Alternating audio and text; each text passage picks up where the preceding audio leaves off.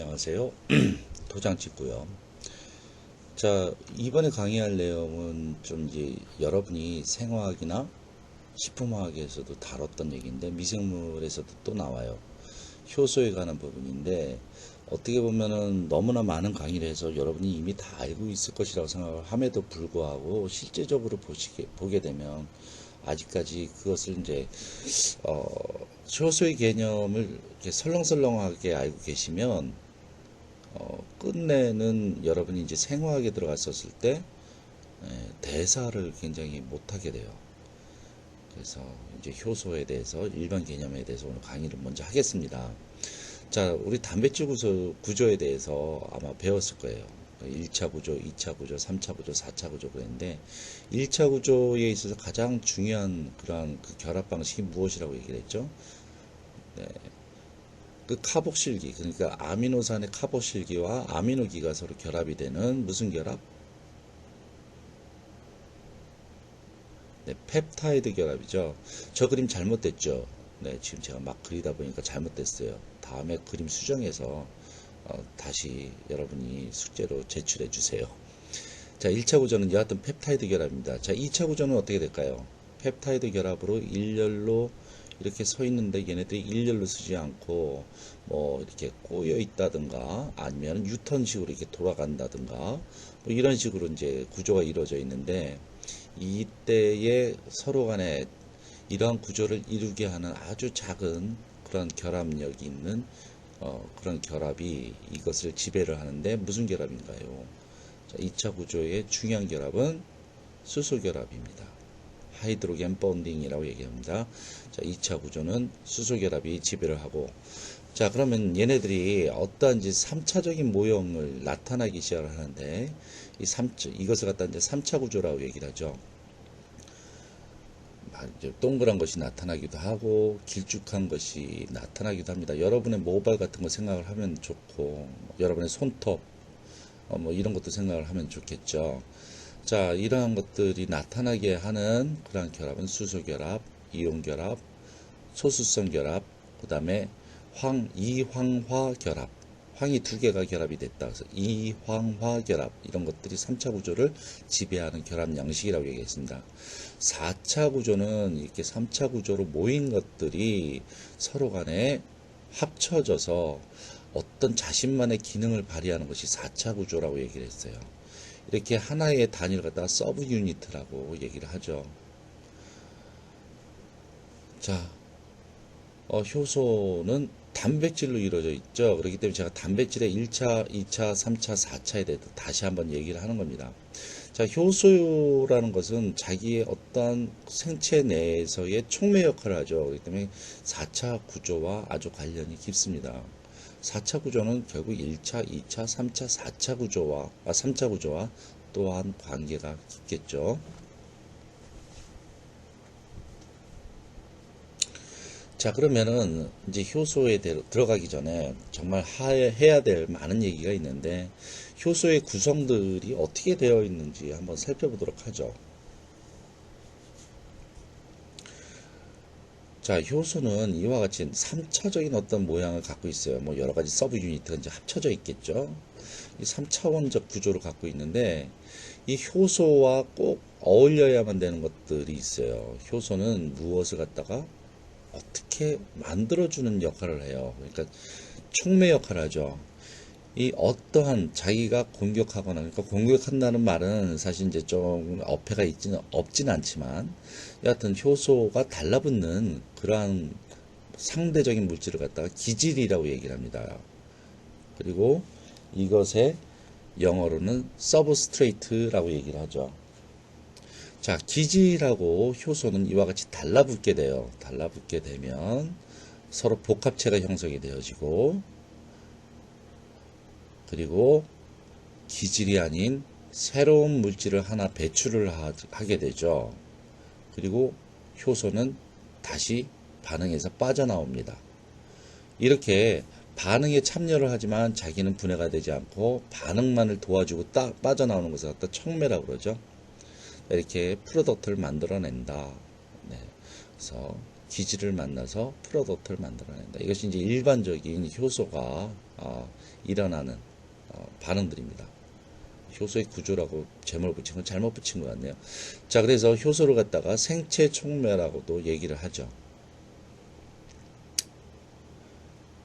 자, 그런데 이 효소는 이와 같이 기질이 달라붙는 사이트가 있어요. 이 사이트를 뭐라고 그러느냐 하면 활성 부위라고 얘기를 하고 액티브 사이트라고 얘기를 합니다. 기억나시죠? 식품화학 때 다 배운 거고 이제 생화학 때도 여러분 이 얘기가 다시 나올 거예요. 자, 활성 부위가 달라붙어서 이제 복합체가 형성되어지고 그 다음에 프로덕트가 나온다. 자, 그러면 세 번째 효소의 특징, 아주 귀에 박히도록 들었을 거예요, 저한테. 첫 번째, 기질 특이성이 있다. 자, 이 얘기는 무엇이냐면, 자, 이렇게 3차원적 구조 있고, 이 활성 부위가 있다고 그랬죠? 이 활성 부위에 들어가는 기질은 아무나 다 들어가는 것이 아니라, 그 활성 부위에 딱 맞는 기질에만 작용을 한다는 얘기예요. 아무거나 함부로 얘가 작용하지 않는다는 얘기죠. 네. 일편단심 민들레란 얘기죠. 네. 활성 부위에 달라붙는다. 그래서 기질 특이성, 자기가 원하는 기질 딱 하나가 있다. 네. 아주 그냥 서로 간에 딱 맞는 기질 하나 외에는 다른 것은 받아들이지 않는다는 얘기죠.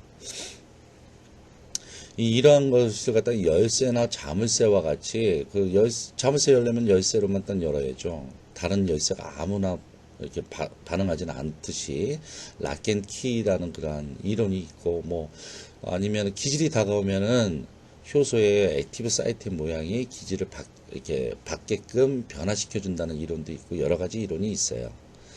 자, 첫 번째 기질의 특이성. 그다음에 두 번째 뭐가 있을까요? 자, 기억나세요? 최적의 pH가 있다. 네, pH라고 하는 것은 뭐예요? 수소이온의 농도죠. 수소이온의 농도도 자기한테 원하는 농도만큼 있을 때 굉장히 활성이 빨리 일어난다는 얘기죠. 자, 지금 하나의 예를, 생체 내에서 하나의 예를 보여드리겠습니다.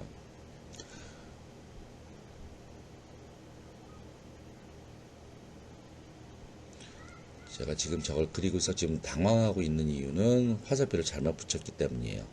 네, 왼쪽에 있는 것이 펩신이고 오른쪽에 있는 게 트립신인데 잘못 붙였네요. 네.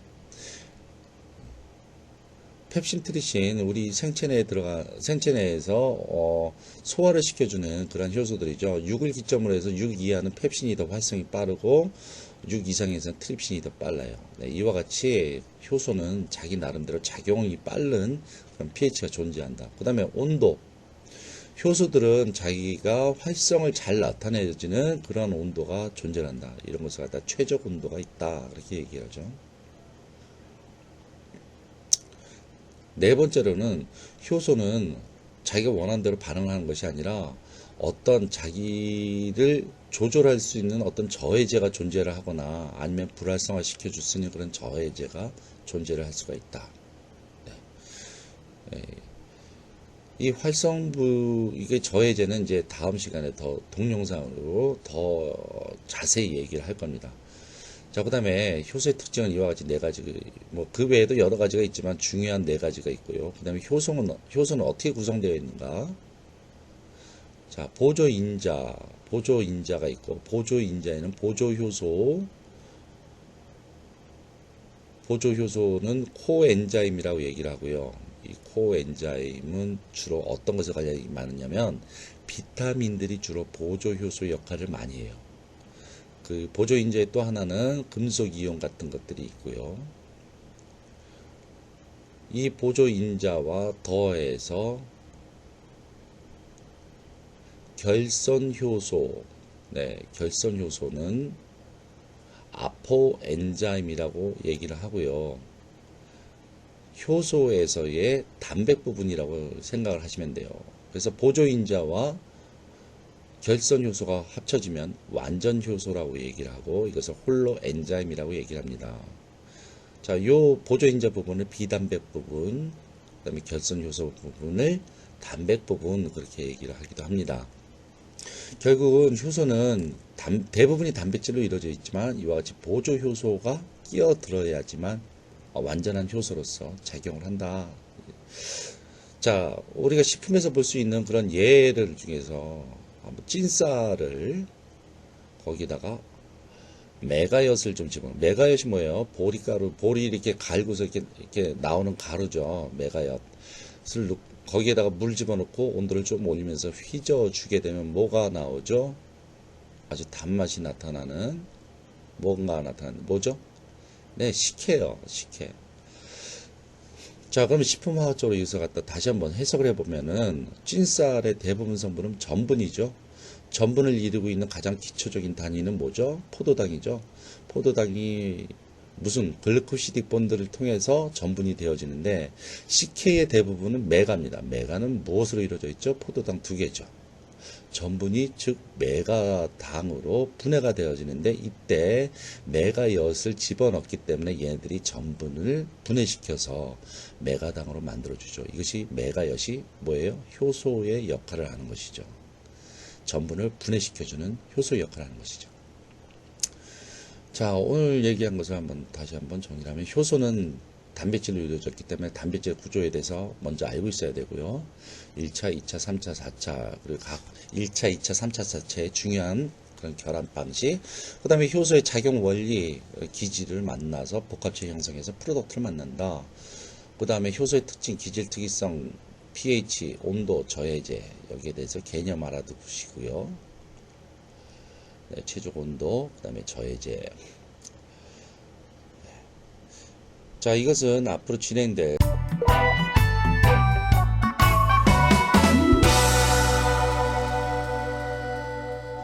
머리카락 몇 개 있습니다. 자, 이제 대사에 들어가기 전에 기초적인 부분입니다.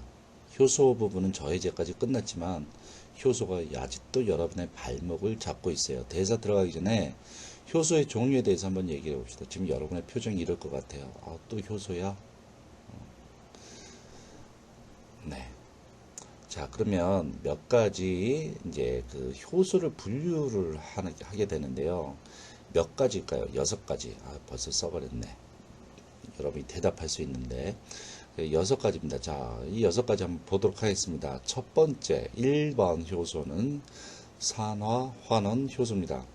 첫 번째라는 단어 이렇게 개념으로 이해를 하지 마시고 1번은 산화환원 요소다. 자, 산화환원 이것은 무엇을 주고받는 거예요? 네, 산소죠. 또 한편으로는 산소뿐만 아니라 수소하고도 관련이 있어요. 수소를 주고받으면, 그러니까 산소를 주는 것은 환원, 산소를 받으면 산화, 수소를 주는 것은 산화, 수소를 받는 것은 환원. 뭐 이렇게 서로 반대죠. 네. 그래서 효소 이름에 어떤 것이 붙어 있으면 산화 환원이냐? 탈수소 효소, 예를 들어서 탈수소 효소라는 이름이 들어가 있다든가, 무슨 산화 효소 이렇게 들어가 있다든가, 과산화 효소 뭐 이렇게 들어가 있다든가, 이러한 이름이 들어가 있으면 얘가 하는 일들이 뭐냐? 산화와 환원에 관련하는 효소다라고 생각하시면 돼요. 그러면은 얘들이 산소나 수소를 주고받거나 그러겠죠. 자, 두 번째는 전달 요소예요. 2번 전달 요소. 자, 이 전달 요소는 무엇이냐? 어디에 있는 작용기를 이 효소가 어떻게 해요? 띄어서 새로운 다른 놈한테 붙여주는 거예요. 아, 그림 진짜 잘 그렸네. 자, 어디에 있는 작용기 노란 걸 띄어다가 지금 세모에다가 갖다 붙였죠. 네, 이런 역할을 하는 것을 갖다가 무엇이다? 전달 요소다. 자, 전달 요소를 구별하는 방법, 뭐뭐 키나제, 뭐뭐 트랜스퍼라제, 이런 이름이 붙어 있다 그러면 전달 요소예요. 어떠한 작용기를 띄어서 다른 놈한테 붙여주는 역할을 하는 것, 이런 것을 특히 이제 ATP에 있는 인산을 띄어다가 하나의 인산을 띄어다가 다른 데다 붙여주는 그런 역할을 하는 것이 전달 요소. 효소로서 많이 쓰이는데 특히 TCA 회로나 해당 과정 중에 이 키나제라는 이름이 들어가 있는 효소가 많이 있어요. 얘들이 하는 일들이 주로 인산, 즉 ATP에서 인산 하나 띄어서 붙이는 것을 많이 합니다. 중요해요. 세 번째, 3번은 가수분해 효소예요. 여러분이 이제 잘 알고 있는 것인데 아밀라제, 리파제, 프로테아제 이런 것들인데 ASE라는 것은 효소를 의미하는 이름으로 많이 쓰이고요. 그 앞에 있는 것은 얘들이 작용하는 그 기질의 이름이에요. 그래서 아밀라제 그럼 전분, 리파제는 리피드, 기름, 프로테아제는 프로테인, 단백질. 얘네들 어떻게 한다? 분해시켜버려요. 식품에 아주 많이 사용됩니다. 다음은 분해 요소입니다. 라이아제, 리아제 이렇게 얘기하는데 얘네들은 어디에는 작용기가 있는데 그 작용기를 그냥 띄어버린 거예요. 그래서 무엇을 띄다, 그래서 DE 이탈시키다, 딜리트 할 때 DE, 예, 이런 말이 많이 쓰여요. 그래서 디카르복실라제 그렇게 되면 무엇을 띄는 거예요? 카르복실기를 띄는 거예요. 네, 카르복실기가 뭐였죠? COOH였죠. 네, COH를 갖다 띄어버린다. 뭐예요? 분해 요소예요. 가수 분해 요소하고 헷갈리지 마세요. 분해 요소예요. 무슨 작용기를 띄어버린다. 5번 요소 이성화 효소예요. 이성화 요소. 이성화가 뭐라고 했죠? 서로 같은 놈인데 형제를 만들어 버리는 거예요. 자, 위에 붙어 있는 작용기를 어디에다 붙여버려? 이 효소가 작용을 하게 되면 옆구리에다 붙여버렸네. 띄어버리는 게 아니라 띄어서 다른 곳에다가 붙여버리는 거예요. 네, 이런 것을 이성화 효소 5번 요소예요. 자, 여기 라세마제 아니면 에피머라제 혹은 뮤타제 효소 이름에 이렇게 붙었다. 아이소머라제 이렇게 붙었다. 그럼 뭐예요? 얘네들은 작용기를 띄어서 다른 데다가 다른 위치에다 붙여주는 이성화 요소구나. 자, 6번은 연결이나 합성 요소인데 얘네들은 리가제 혹은 신스타제 이렇게 얘기를 합니다. 이건 주로 DNA 합성에 많은 역할을 하고 있어요. 자, 이 효소는 6가지 분류된다. 1번 산화환원 요소. 산화환원 요소는 산화와 환원에 관련돼 있다. 그러니까 수소와 산소와 관련돼 있다. 그래서 이름에 탈수소 요소, 뭐뭐 산화 요소, 뭐뭐 과산화 효소. 그럼 얘네들은 무슨 일을 한다? 산화와 환원에 관련된다. 2번 전달 요소. 어떠한 작용기를 띄어서 다른 놈한테 붙여준다. 이것이 전달 요소. 이름에 키나제, 트랜스퍼라제 이런 것이 있으면 전달 요소다. 주로 대사 과정 중에서 ATP를 띄어서 인산 하나를 다른 데다 붙여주는 역할을 많이 합니다. 가수분해 요소는 식품에 많이 쓰이고 아밀라제, 리파제, 프로테아제 이런 것들이 있고, 그다음에 분해 요소는 작용기를 그냥 띄어버리는 거. 그래서 앞에 DE라는 말이 있다 그러면 분해 요소다 생각하시면 됩니다. 그다음에 이성화 요소는 작용기를 띄어서 다른 곳에다가 붙여주는 거예요. 다른 놈한테 붙여주는 것도 아니고 떨어뜨리는 것도 아니에요. 그냥 다른 위치에다 붙여주는데 라세마제, 에피머라제, 뮤타제, 아이소머라제 이런 이름이 붙었다 그러면 이성화 요소. 그다음에 연결 합성 요소 6가지가 있다. 자, 각각 1번, 2번, 3번, 4번, 5번, 6번. 자, 그러면 3번 요소란 무엇이냐? 그럼 가수분해 요소예요. 네, 이런 식으로 외워야 돼요. 6가지.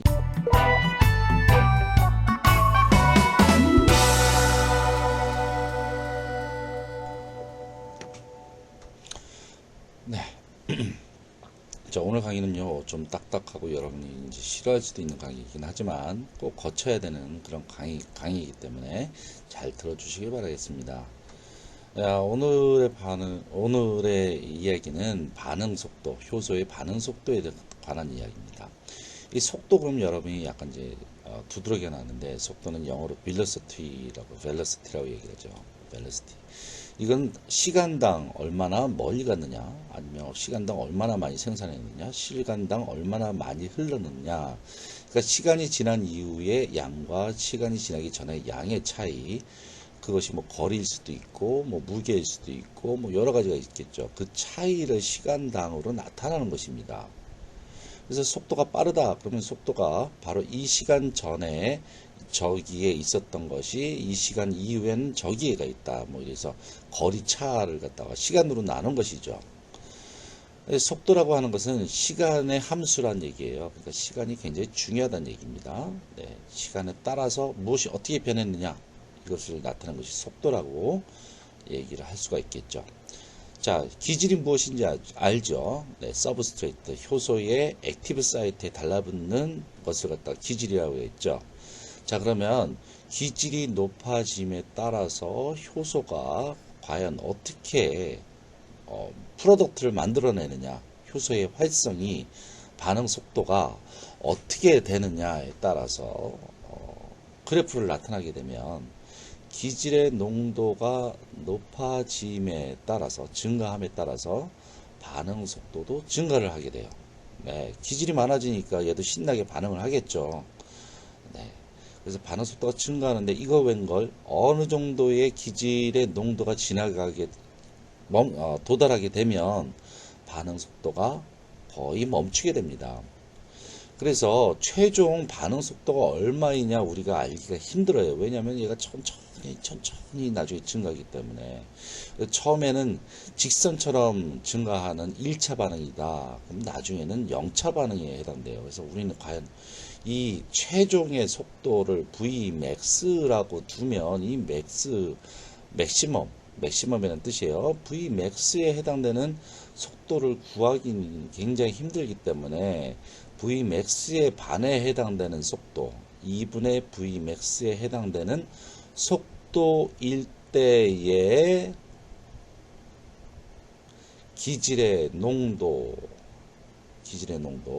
이것을 갖다가 KM으로 놓자. 그러면서 이 KM이라고 하는 것은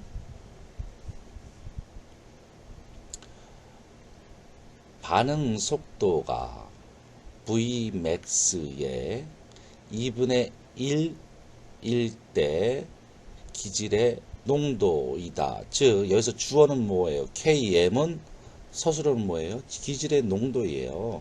네, 반응 속도가 아니라 기질의 농도예요. KM은 기질의 농도예요. 자, 이것을 미카엘리스 상수라고 얘기합니다. 미카엘리스 상수. 자, 미카엘리스 상수 어디서 들어본 것 같죠? 생화학에서 나왔어요. 네, 미카엘리스 상수. 미카엘리스 상수는 과연 무엇인가요? 기억나시나요?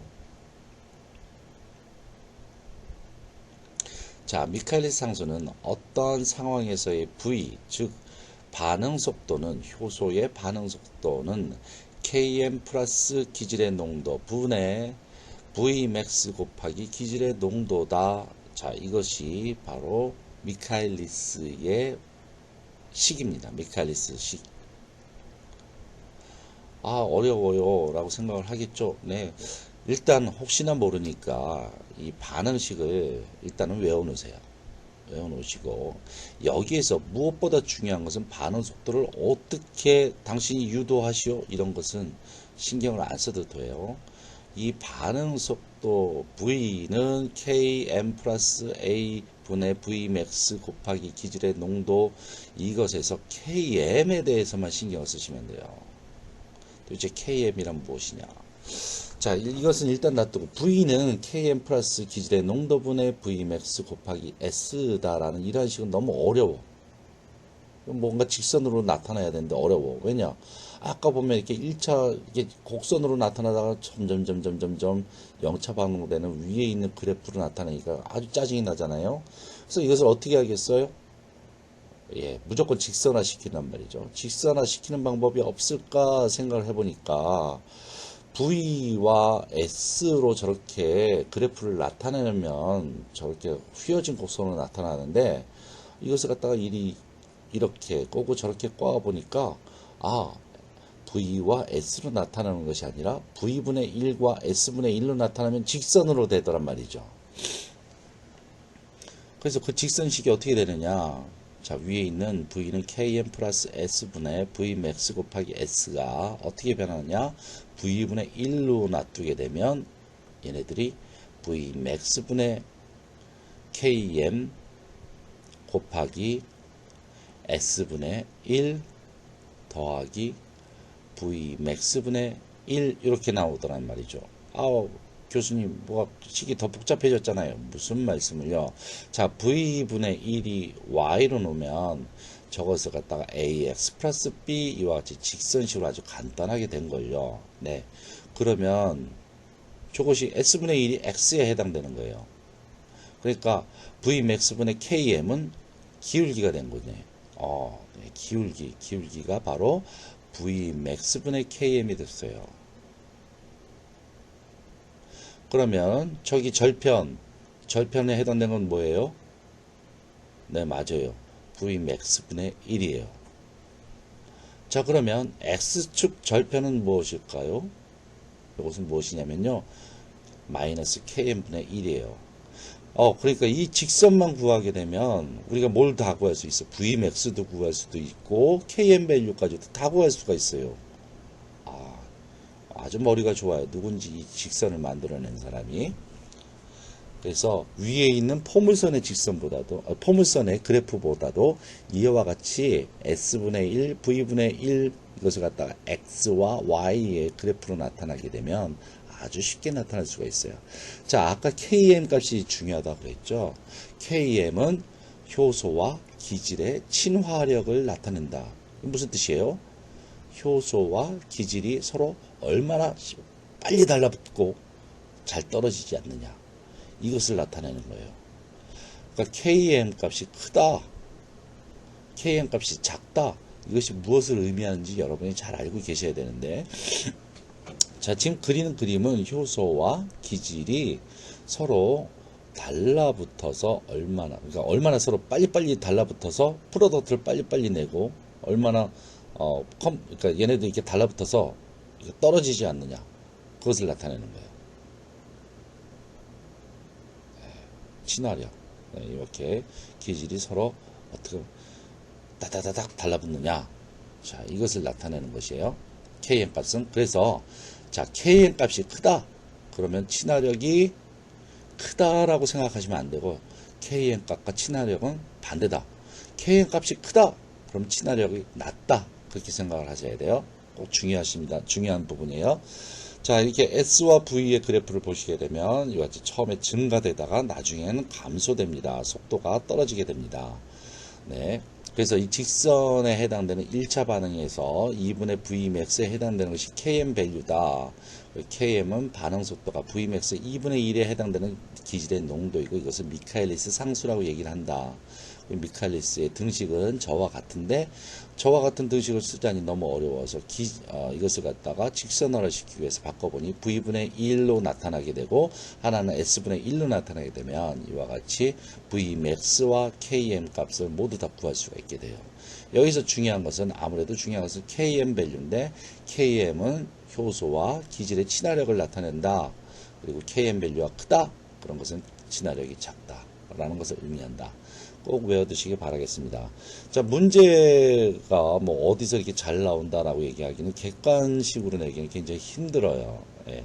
그래서 사실 이것을